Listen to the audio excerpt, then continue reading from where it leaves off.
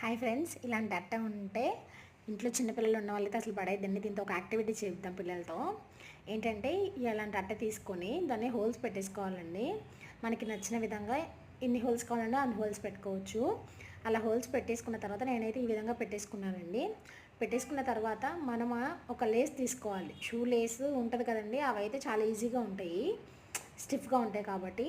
కానీ shoe lace మాత్రం first wash చేసి తీసుకోండి. తర్వాత ఇంకో యాక్టివిటీ వచ్చేసి మామూలుగా దీనికి కూడా షూ లేసేనండి.